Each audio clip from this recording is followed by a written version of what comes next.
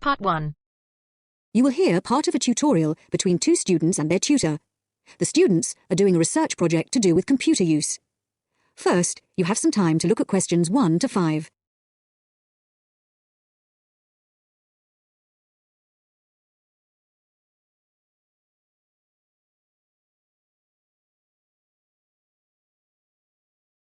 Now listen carefully and answer questions 1 to 5. Dr. Barrett? Sammy, come in. Is Irene with you? Yes. Good. Sit down. Right, we're looking at how far you've got with your research project since we last met. You decided to do a survey about computer facilities at the university, didn't you? That's right.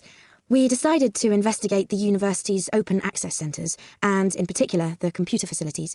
Lots of the students are having trouble getting access to a computer when they need one, so we thought it would be a useful area to research. Good, fine. It's not a topic anyone has looked at before, as far as I know, so it's a good choice.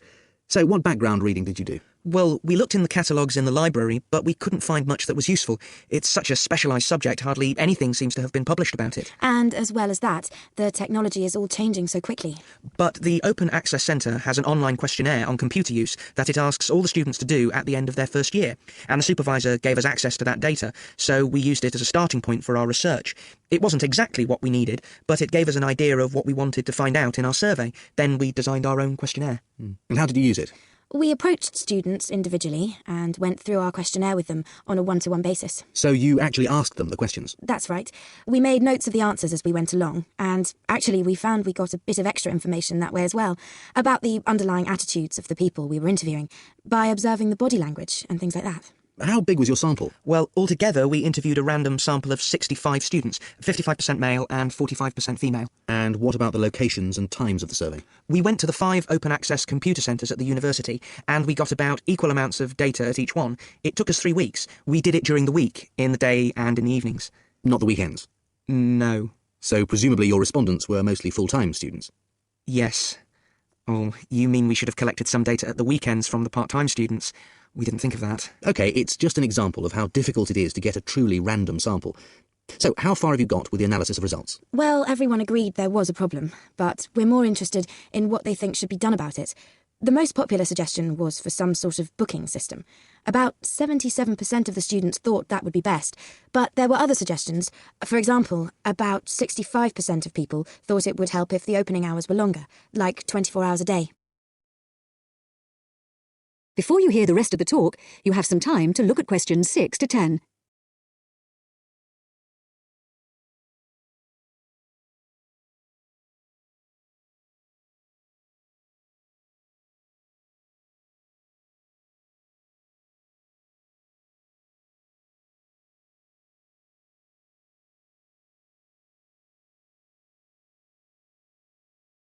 Now listen and answer questions 6 to 10. So, what other suggestions did people come up with? Well, actually, the main reason why people can't get to a computer is because so many students are using them for personal emails or just surfing the web. So one solution would be to have some computer rooms for recreational use and some for people to do serious work in. The trouble is, quite often people do their work, then they want to check their emails, and it would be a nuisance if you had to get up and go to another room and log on again just for that. Another problem is that during the day, tutors book whole blocks of computers for complete sessions, so several people said there should be restrictions on block bookings. But the trouble is, the classes need the computers. There's nothing else they can use. Some people said the whole problem would be solved if the university would just buy more computers, but other people said it might make things better for a bit, but it wouldn't really solve the problem permanently. You can't just solve the problem by throwing money at it. And with the suggestion that the computer room should stay open round the clock, some people did point out that there'd have to be someone around all the time to make sure the equipment didn't get stolen, especially at night. So a booking system seems to be the best suggestion? Yes. Apparently some universities have a sort of queuing system. It means the staff at the open access centres have to organise it, but people say it works quite well. You go along, and if there isn't a computer free just then, you're given a numbered ticket, and then when your number is called out, you have the next available computer. Or it can be done electronically as well, but that's more complicated, and it isn't really necessary. Good. So, now let's discuss... That is the end of part 1. You now have half a minute to check your answers.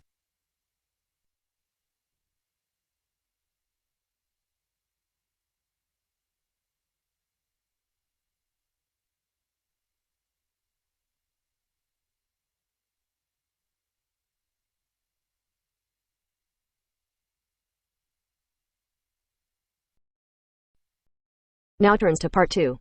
Part 2. You will hear a tour guide giving information about a shopping district.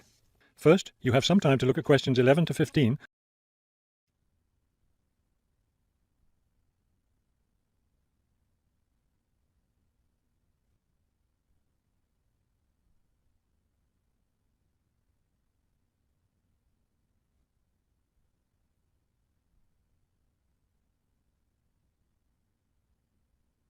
As you listen to the first part of the talk, answer questions 11 to 15. This afternoon, we'll visit the city's shopping district. Several blocks in the area are closed to car traffic, and I know you'll enjoy walking around there.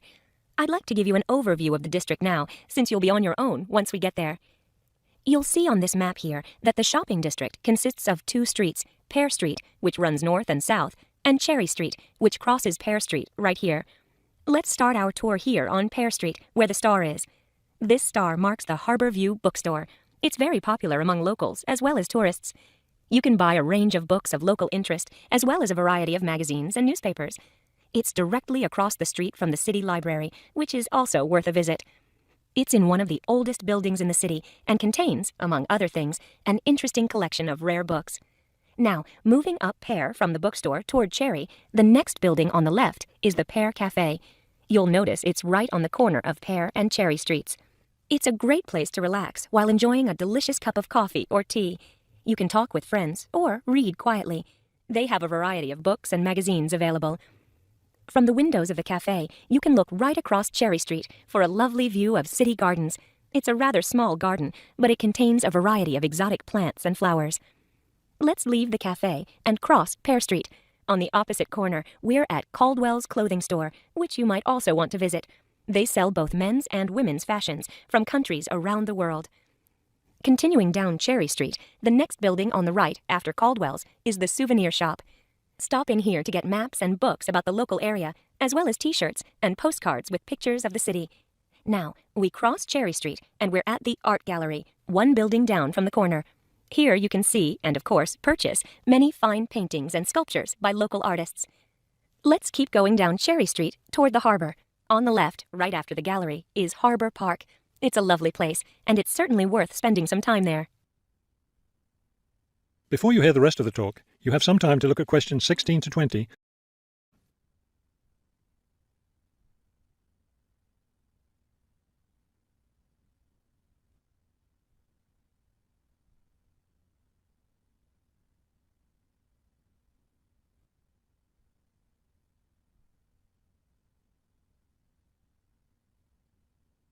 Now listen and answer questions 16 to 20. Harbor Park was built on land donated to the city by Captain Jones, a lifelong resident of this city. Captain Jones designed the park himself, and it was built in 1876. Exactly in the center of the park, a statue of Captain Jones was erected, and it's still standing there today. It shows Captain Jones on the bow of his ship. After viewing the statue, you can follow the path that goes through the woods just behind. It will lead you to a lovely garden, in the middle of which is a fountain. This is a nice place to enjoy a few quiet moments. If you still feel like walking, continue on to the far end of the garden. There, you'll find a wooden staircase, which will take you down to the harbor. You might enjoy the view of the boats from there. There's also a walking path along the water, which will eventually bring you back up to Cherry Street. You can see that there's plenty to do in this part of the city. The bus leaves at 1:30. That is the end of part 2. You now have half a minute to check your answers.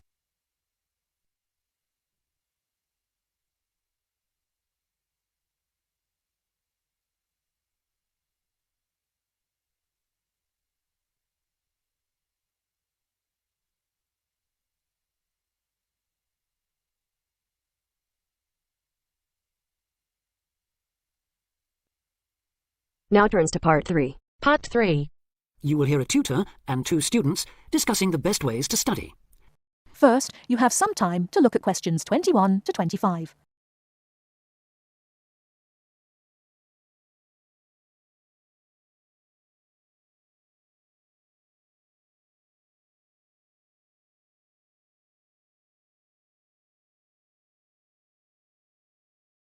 Now, listen carefully and answer questions 21 to 25. Well, how are you both settling in? Fine. Yes, no problems. So far, anyway. Good. Remember that as your personal tutor, I'm here to help you if you do have any difficulties. Now, as you know, lectures start on Monday, so I thought we'd look at a few ways of making the most of them, especially in terms of the notes you take. Let's begin by thinking about what you can do before you even go to the lecture. Any ideas? Make sure you're up to date with all the background reading, so you know plenty about the subject already. Yes, that's essential. The lecturer will assume you have that knowledge. Anything else, Carlos? Well, check what the topic's going to be. Of the lecture, that is. I'd go a bit further than that and consider what the content may be. Then you could ask yourself some questions that you want answering, and listen out for the relevant information during the lecture. Okay. Now that brings us to the lecture itself and the actual business of writing notes.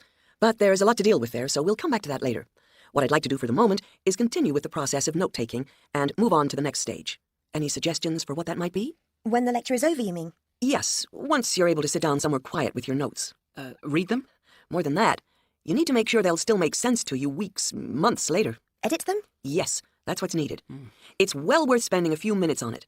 Any missing words, anything difficult to read, things you didn't have time to jot down, now is the time to do so, while everything's still fresh in your mind. Right. And after that, when's the best time to revise them? When do you think, Carlos? I'd say just before the next lecture, in the same subject. Precisely. That's a vital time to look at them again, for obvious reasons. But it's definitely not the only time. When should you revise them again? A month later, maybe? Sooner, and much more often than that. I'd recommend you look at them again once a week. That's why it's so important they're complete and easy to follow.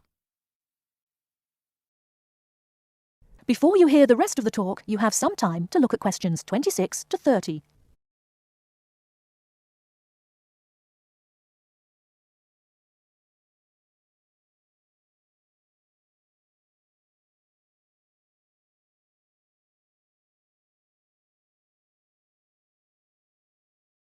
Now listen and answer questions 26 to 30. Right. Let's go back to note-taking and begin with the basics before the lecture has even started. What should you do when you walk into the room? Get a good seat, at the front if you can, where you can hear clearly and avoid distractions. Yes, though obviously others will have had the same idea, so it's as well to get there a bit early. So, when the lecture's underway and you're busy jotting things down, what should you try to ensure? That you're getting all the main points. And what if you don't catch something you know must be important? I'd leave a space. Then I could check it later, perhaps by asking a question at the end and fill it in afterwards. That's an excellent way to deal with it, yes. And there's something else I'd like to mention here. Talking about going through notes afterwards, it's absolutely vital that what you write is legible for one very good reason. It saves time. You'll waste many hours during the course if your revision is held up because you can't read what you've written. Okay, what else can we do to make listening and note-taking more efficient? Well, I always listen out for signpost words. Sorry, what are they? They're the ones lecturers use to say where they're going. A bit like a signpost at a road junction, I suppose. Things like, the first reason is, however, to sum up, and so on. Yes, they can tell you when something important is coming, and help you organize your notes, too. Is there anything else you can add, Carlos? There's something I think's very useful, but it's later, after the lecture is finished. Yeah, that's fine. Go on. Well, what I do is go through what I've written down, summing up the main points in a few words in the margin, on the left-hand side of the page. I try to use words that'll jog my memory, so that I can remember what everything's about when I look at them again. Yes, that can work very well. What some people do to review their notes is cover up their full notes from the lecture, maybe with a piece of paper or a card, and concentrate just on what they've put in the margin, trying to recall the details. Then they move the cover down a little and check whether they were right. Or you could put your main points on another piece of paper and clip them together. Instead of covering and uncovering, you just hold a page in each hand. Sure. It's down to personal preference, really. Everyone has their own learning style. That is the end of part 3. You now have half a minute to check your answers.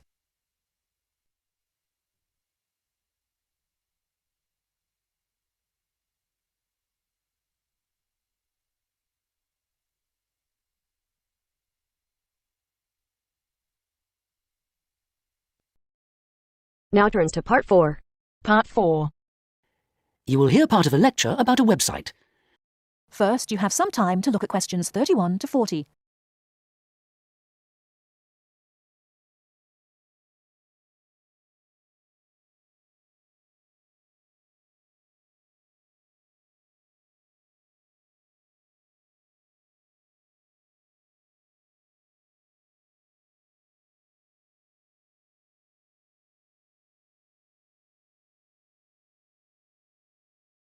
Now listen carefully and answer questions 31 to 40. Good afternoon, I'm Jenny Ironbridge, and today I'm going to be continuing my series of talks on information technology by looking at an innovative information source available on the internet. I'm sure you're all familiar with the strengths and weaknesses of the popular search engines like Google or Yahoo. Sometimes you can find what you're looking for instantly. At other times, searching for something which may or may not exist can be a frustrating and time-consuming experience. So, where can you go to get the information you want? The information source I want to talk about is called Wikipedia. As its name suggests, it's a form of encyclopedia. It's already the largest information source in history, both in terms of its breadth and its depth. But what makes Wikipedia really unique is that it's a democratic project. The content is completely free to access, and it's written entirely by unpaid volunteers. Changes and additions are being made all the time to articles which exist already, but it's also possible to contribute whole new articles. And basically, anyone can contribute once they've grasped the basics of editing the pages. Let's look at how someone goes about editing Wikipedia articles. It's a very straightforward procedure, which has been made deliberately easy so that people who have contributions to make are not discouraged from participating because of their limited understanding of information technology. Let's start by imagining that we are reading an article and we come across information that we consider to be incorrect or incomplete on a page of Wikipedia. First of all, we decide we'd like to change it. To do this, we click on the Edit button at the top of the page. This takes us to another page with a text box containing all the editable text on that page. It's at this point that we can input our changes in exactly the same way as we would if we were writing or editing a document we had created on our own computer. In other words, we can type, cut and paste, delete, and use all the normal word processing functions. When this has been done, and we've finished editing, we are then asked to summarise the changes we've made. This doesn't go into the main text box, but into a separate area below it. That's the main part of the process over with, but we need to make sure that the changes we've made are going to appear as we want them. A last check, if you like. In order to do this, we select the Preview option. If we're still not satisfied, we have the option of returning to the Edit stage and working through the same procedure again. Finally, if we're satisfied with the result, we simply click on Save, and our changes will take immediate effect. A question that might already be forming in your mind, if you are not familiar with Wikipedia, is this. How can I tell whether information is accurate? This particular point has led to criticism from some people, especially academics and professionals. The short answer is that you can't tell.